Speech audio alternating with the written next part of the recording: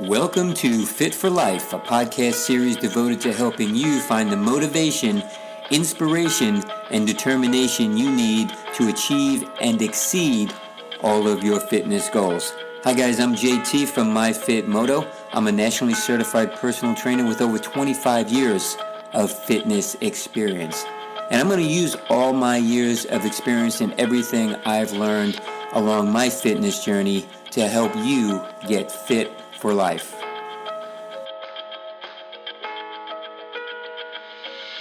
Hey guys, JT here. So if you've listened to any of my previous podcasts or if you've read any of my blog material, you know how important I believe nutrition is to your fitness program and your fitness results. It's really a key component to achieving optimal results and creating an overall healthy lifestyle. So today's episode is going to be one of a three-part series focused on your nutrition. It's going to focus on the importance of your nutrition as it relates to your fitness program, also how your nutrition will impact your results and your recovery. I'm also going to talk about some of the myths about nutrition, some of the stuff that's true and some of the stuff that maybe not so much. You know, we are constantly bombarded with tons of information, especially via social media, with regard to nutrition. And although most of it is legit and spot on, there is a degree of information that is misguided and just incorrect.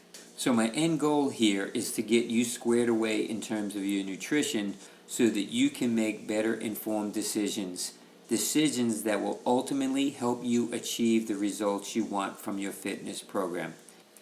In this three-part series, I'm going to cover the three main components of your nutrition: carbohydrates, proteins, and healthy fats. All three will play a vital role in helping you maximize your results so that you can achieve your fitness goals. So that's going to be the focus of these next three podcasts. Now, I have to follow all that up by saying I do not have a degree in nutrition, although I have spent the last 25 years as a fitness advocate and the last 30 as someone who's been involved in a long-term sustainable fitness program. I've also had a great opportunity to interact and speak with a wide variety of fitness professionals, in addition to former and current clients. So I feel I've gained a tremendous amount of insight into nutrition and how it relates to fitness programs. And my goal here is to share those insights and knowledge with you so that you can use that to your advantage. So the first category I want to talk about is carbohydrates, carbs. I know, carbs have gotten a bad rap, especially over the last few years with the emergence of Ketos diet and the Ketos trend, which is essentially putting your body into ketosis and using fat as a fuel source. But as you may have seen or heard more recently, there's even been modifications to the Ketos diet because it's really very hard for most people to stay on that type of strict diet or to limit themselves to certain foods. And if you know me, you know my mantra is all about long-term sustainable fitness. What can you do long-term and what can you sustain for an extended period of time in order to achieve true fitness? Because that's really the definition of true fitness, long-term sustainable fitness. So like I said, these diet plans or these trends, if you will, are great at getting people to a certain point, but very often they are hard to maintain and sustain over an extended period of time. And although I wouldn't go so far as to denounce any of these specific diets or trends, I would say that it's very difficult for a majority of the people to maintain those for an extended period of time. Even people who are ardent and very strict and enthusiastic about their nutritional programs find it difficult to maintain those type of diets over an extended period of time. So just kind of a word of advice, if you will. Not so much caution, because if you can do it, that's great. Go for it. But don't feel bad if you're one of the 95% of the people who can't maintain such a diet. Trust me, You are not alone. In fact, I'm one of them. I've tried it and I've done it for a period of time, but maintaining that over an extended period of time is very challenging, and especially when you want to live kind of a semi-regular lifestyle, it's really more difficult. Like I said, people do it, but the majority of people cannot do it over an extended period of time. So don't feel bad about that. There are other ways and other means to get to where you want to be with regard to your training and your fitness results. So again, back to carbohydrates. In my opinion, they are not bad for you if you're burning them as fuel. So I want to shed a little bit more light on the specific role that carbohydrates play in your training and ultimately in your results. Carbohydrates essentially get converted into glycogen, right? And glycogen is the key energy source that you use during training. And training fatigue is directly related and dependent on the amount of glycogen already present in your muscles when you start working out. So the less glycogen you start with, the quicker you will fatigue. So consuming carbs prior to your workout is not an issue, like I said. And what I recommend my clients do is consume 2-to-1 carb to protein ratio, usually 60 to 90 minutes prior to their workout. That seems to be ideal for most people, but again, you'll find out what works best for you. And then conversely, after your workout, it's 2-to-1 protein to carbs. And the carbs I'm talking about are things like, oats, quinoa, whole grain breads, fruits, vegetables, sweet potatoes. Those type of carbs should give you a steady energy supply during your training session. And that energy source is going to be vital during your training, especially for muscle contraction during exercise. So at rest, the body's energy demands are met by the breakdown and the bonds in fats and carbohydrates in fairly equal proportion, right? But during intense, challenging exercise, glucose and glycogen are the preferred fuel. Not only because their availability, but also because muscle cells have a highly developed enzyme system that can chemically break carbs down rapidly to synthesize ATP. So what that means, basically in layman's terms, is the breaking down. Carbohydrates are a quicker way to produce energy that your muscles need during intense training. That's really the bottom line here, and that's the takeaway. So this is why I say carbs, good carbs, used in the right way, are not bad for you. Where a lot of people get into trouble is consuming carbs outside of their training, or consuming excess carbs, or consuming carbs that are not the right ones for you. Carbs that are high in sugar content, have a lot of added sugar, don't necessarily give you the proper amount of fuel during your training. That's why if you're eating stuff with a high sugar content or has a lot of added sugar, then you will get an immediate energy burst, but then that energy burst is short-lived and you have that so-called crash, right? And that's not what you want, especially during moderate to intense training. You want a sustained fuel source that's going to get you through your workout at a optimal energy level so that you can maximize your training and ultimately maximize your results. That's really the end goal here. So that's why I say, carbohydrates used in the right way at the right time are really beneficial to helping you achieve optimal results.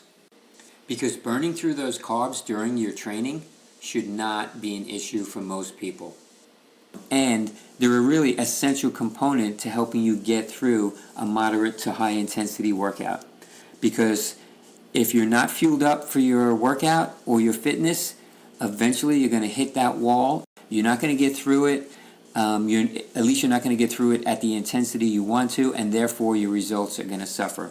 So that's why I say carbohydrates are not necessarily a bad thing. And for me, I like to advise my clients to have a 2-to-1 carb to protein ratio before they work out. Okay, so ratio of carbs to protein 2-to-1 before your workout. So both the type of carbs and the timing of your carbs are equally important.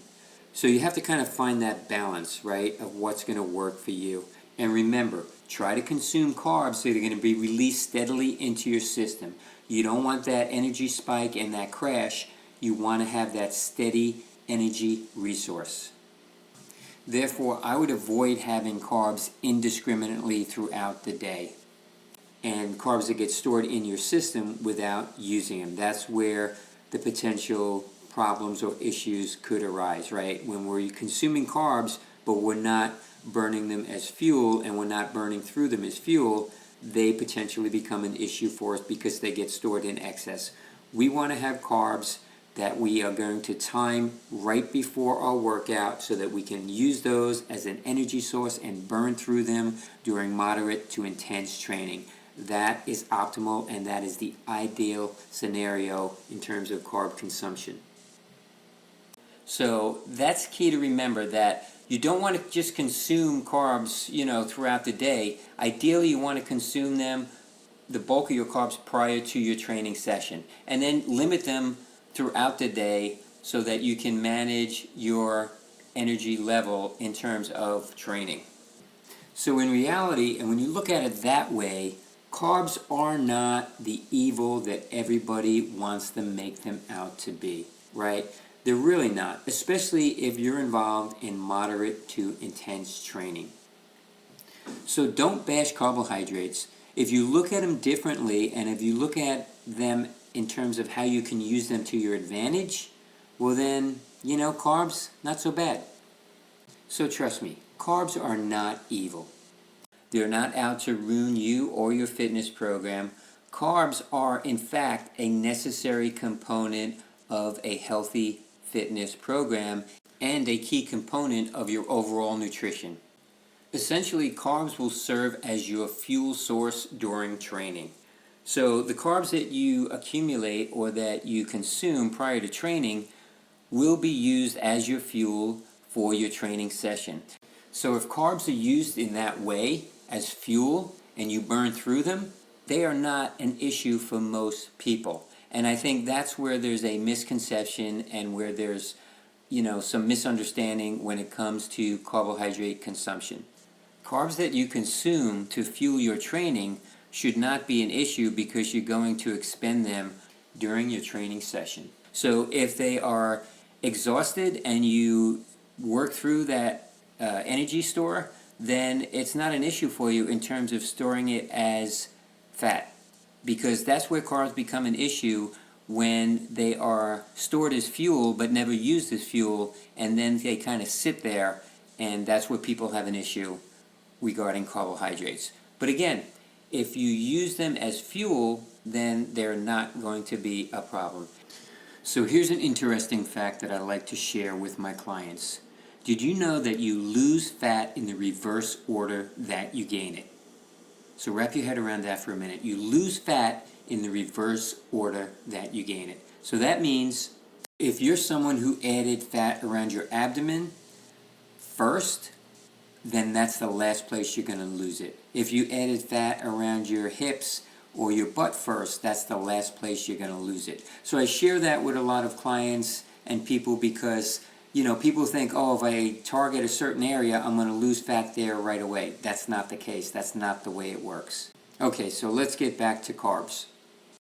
Now, there's a definite distinction between good carbs and bad carbs. Good carbs, those that you get from fruits, vegetables, and grains, those are the ones you want to focus on. The simple carbs, the carbs that you get that contain a lot of sugar and added amounts of sugar, those are the ones you definitely want to avoid. Foods like cookies, soft drinks, ice cream, all the good stuff, those are the carbs you really want to try to avoid. Now, again, I've spoken on this as well. There is a time and a place to consume those type of carbs. So to take it a little bit further, that process of breaking down carbohydrates within your system creates an energy source known as adenosine triphosphate, ATP. And this basically resides in your cells and is an available source of energy for a lot of bodily functions. So where a lot of people run into trouble is consuming the wrong kind of carbs. Things like cupcakes, muffins, cookies, donuts, chocolate, ice cream, soft drinks is a big one. All those things are very high in sugar and a lot of added sugar. So basically anything with a high sugar content, fruit drinks, energy drinks, those are the ones you want to avoid, because what they're going to do is give you that short burst of energy, but then inevitably you're going to have that crash. And that's not what you want during your training, because all those things are not good sources of energy for you, especially for your training and to optimize results. In fact, they do more harm than good. Those type of carbohydrates increase your risk of cardiovascular disease, type 2 diabetes, and high blood pressure. So just to kind of sweeten the pot, if you will, yes, pun intended, just to give you a little bit of perspective, the average American currently consumes about 19.5 teaspoons of sugar daily, okay, which is approximately 66 pounds of added sugar over the course of a year. So just think about that. 66 pounds of sugar over the course of a year. That's, pretty significant. And just to kind of put those numbers in perspective, 4 grams of sugar equals 1 teaspoon of sugar. Okay? 4 grams of sugar equals 1 teaspoon of sugar. Okay, so think about that. Like a soft drink, for example, that has 36 grams of sugar actually contains 9 teaspoons of sugar. So when you have that soda, you are consuming 9 teaspoons of sugar. And that's just one serving. So you're getting that amount, you're consuming that amount of sugar in one serving. In addition to potentially other carbs that you may be consuming with that meal. So really something to think about and consider when you make food choices. Now, when you benchmark that against some of the recommendations, for example, the American Heart Association recommends adult females consume less than 6 teaspoons daily, and American males less than 9 teaspoons daily. That's pretty significant, because the current numbers are approximately 3 to 6 times higher than those recommendations. So it's just something to be aware of. So what I recommend to a lot of my clients, and what I've gotten in the habit of doing for the past 30 plus years, is I read labels. I check to see what is in the foods that I'm consuming, especially things that are marketed as healthy and may not necessarily be healthy. Check for things like added sugar. How much added sugar is in the product that you're considering. Because at the end of the day, you're responsible for what you put in your body. So be aware. There's a great app. I have it on my phone. I use it quite a bit when I go out shopping, especially when I'm considering buying something new or something that I don't know a lot about. It's called Fujicate. Fujicate, it basically is an app, and it has a food finder with a barcode scanner on it. And basically what you can do is hold that barcode scanner up to the barcode of 75 to 80% of the foods that you're going to find in stores, and it will already have some information about it.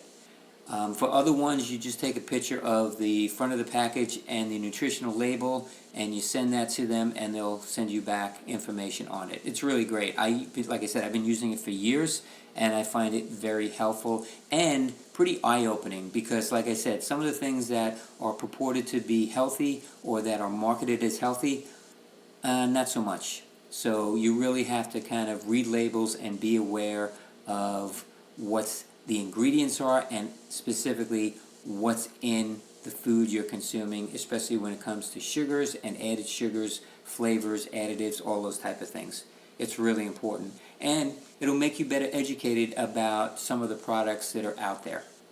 So check out that app. It's called Fujicate, Fooducate. It's like educate, but with food at the beginning of it. It's a great app, and it really is informative and eye-opening in terms of letting you know some of the ingredients and some of the things that are in the food that you eat. And it's also free, which is a big bonus. So check it out. So one of the common fitness goals that a lot of my clients approach me with is losing weight. And obviously carbohydrates and carbohydrate consumption is going to play a role in that. And typically what people have heard about carbohydrates is consuming too many of them adds weight and so on and so forth. So what I like to share with my clients is this bit of information. It's really the type and timing of carbohydrate consumption that will play a bigger role in determining your ability to lose weight. And because we know that 1 pound of body fat equals 3,500 calories, what we typically do is take their desired weight. Let's say somebody is at 150 and they want to get to 130. So we take that weight of 130 and we times it by 3,500 and divide it by a certain number of weeks. And in this particular case, let's say it's 20 weeks. That means the person would have to lose 1 pound a week, and in order to achieve that, they'd have to have a caloric deficit of 3,500 calories per week and 500 calories per day. So as you can see, that's a relatively safe and effective way to lose a specific amount of weight over a specific amount of time. Now, the best way to achieve a goal like that is to combine consistent exercise with healthy food choices and time it to align with your specific training schedule. That is the best way to achieve a fitness goal like weight loss, weight gain, or whatever your specific goal might be.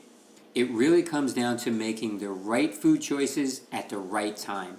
Now, when it comes to making healthy food choices, focus on foods that are natural, foods that are not highly processed. The simpler the food, the better it's going to be for you. Avoid foods that contain a lot of added sugar and those that include extra ingredients.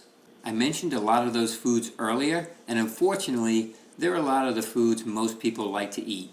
So the bottom line is just be aware of what you're consuming. Read labels, understand the ingredients, know what the ingredients are and what they mean and what kind of effect they will potentially have on your system before you consume them.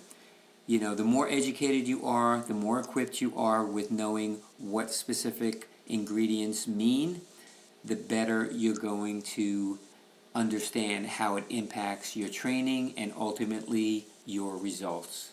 Now, sometimes that's easier said than done, right? Because we all have our favorite foods, we all have foods we like, and foods that we gravitate to. So the challenge for a lot of people is limiting their consumption of high sugar foods, foods with a high sugar content. Because sugar, like caffeine and nicotine and other things, can be addictive, right? And it's also a comfort food, right? When we are down and not feeling 100% mentally, sometimes we gravitate to those type of foods, right? We want sweets, we want something that's going to make us feel good, but it makes us make us feel good mentally, or we think it makes us feel good mentally, but physically not really the best thing for us. So how do you approach that? How do you kind of get out of that mindset? Well, it starts with simple swaps, right? Just making simple swaps can really make a big difference in your diet, and eventually that can expand to a lifestyle change as you make broader, more sweeping changes over time. So what do I mean by simple swaps? Well, simple swaps can be something as easy as, let's say you have breakfast cereal in the morning. Instead of having a sweetened cereal, have an unsweetened cereal and add fruit to it. This way you'll avoid artificially sweetened cereals and much of the added sugar that's included in those cereals. So that's a great simple swap. Also, instead of having a sweet tea, have an unsweet tea, or better yet, have water. Water is a great way to hydrate throughout the day and also quench your thirst. I mean, there's really nothing better for you. And it's those simple little changes that over time can have a cumulative effect which can make a big difference over time. Because the more you do them, the easier they become, and the more consistent you become with those choices, then eventually you realize, wow, I'm really making a significant lifestyle change. I'm really impacting the way I look at my food, the way I consume my food, and how it impacts my training and results. And that's really the end goal here, is making these changes that are going to have a positive impact on your training and ultimately your results. But sometimes it just starts with these small little changes, these simple swaps, and eventually you begin to realize, you know what, I can do this, and you expand it out and you carry it out into other things in your life, and before you know it, you've made that transformation and you've changed that lifestyle and the way you eat and the way you think about the food that you eat. So you don't necessarily have to start with drastic changes. I'm not saying cut your carb intake from 200 grams daily to 100 grams daily. Just start by taking that 200 down to 100, down to 75, down to 50, and continue to lower that to a manageable level, a level that you feel good about and that you feel comfortable with. But it doesn't necessarily happen overnight. And I think that is probably a better approach for most people, because most people probably can't just cold turkey and, cut it off like that. I know myself, I love ice cream, right? But I try to limit myself and try to be aware of the times that I have it, as opposed to just having it, 3 or 4 times a week. I try to limit it to maybe once every 3 weeks. Just when I'm feeling like, you know what, I need a little bit of a pick-me-up. I want to have a little bit of a reward maybe for something that I've accomplished. So I'm going to have my favorite ice cream. And that's fine. And you should be able to do that. If you're doing all the other things right, doing something like that shouldn't be an issue for you. Which brings me to the 80-20 rule. So the 80-20 rule is basically, and I've spoken about this on other podcasts and in other blog posts that I've done, the 80-20 rule means that 80% of the time you're applying the healthy mindset. You're applying the mindset that you're going to eat healthy, you're going to limit certain foods, you're going to consume foods that are good for you, good for your training, and it will help you optimize results. And then 20% of the time, you're going to have that occasional bowl of ice cream, that, piece of cake, that cookie, or whatever it may be. And if you're doing that, you're on the right track and on the right road to achieving long-term sustainable fitness and to optimizing your results. Because very few people can eat clean 100% of the time for an extended period of time. It's very difficult to do. I've done it, so I know from experience it's not easy. However, there are people out there that do it, and they do it on a consistent basis, but those numbers are very small. And usually they're doing it for a specific reason. They're training for an event, they're training for a competition. Now, I'm not saying it can't be done. I'm just saying it becomes much more challenging when you consider how most people want to live their life, right? Most people want to go out to dinner, want to go out to lunch without a lot of restrictions around the foods that they eat.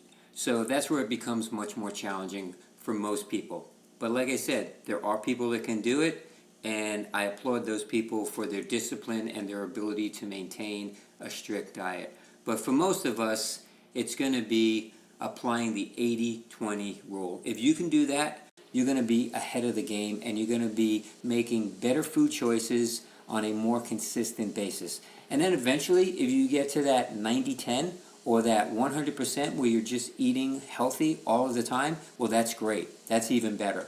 But if you can start with an 80-20, then that'll give you some wiggle room, some leeway to kind of go off the rails a little bit here and there and still be relatively healthy most of the time.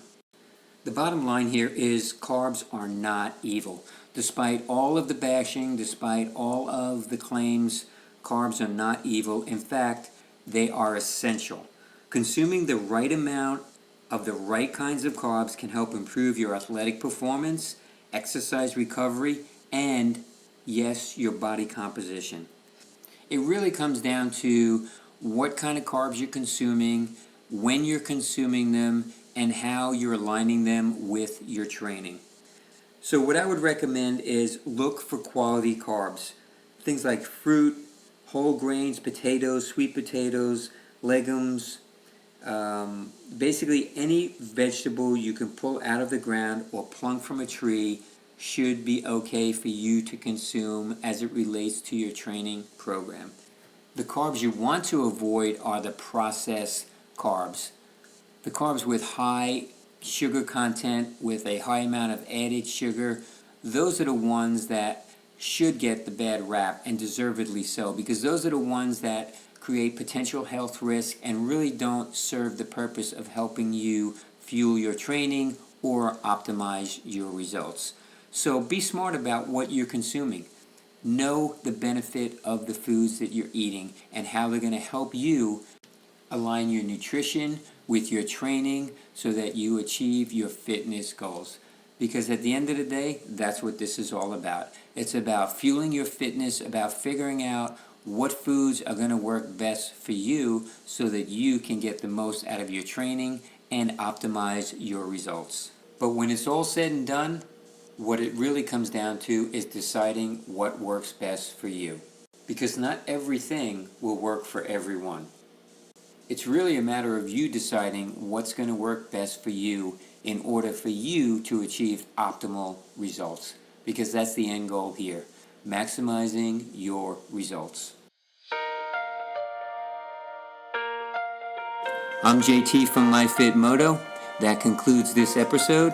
If you have any questions, you can contact me at johnmyfitmoto@gmail.com or through our website, myfitmoto.com, or via our Instagram or Facebook pages. Please check out our other podcasts and subscribe to our podcast channel. Well, thanks again for listening. I hope my advice, experience, and knowledge helps you get fit for life.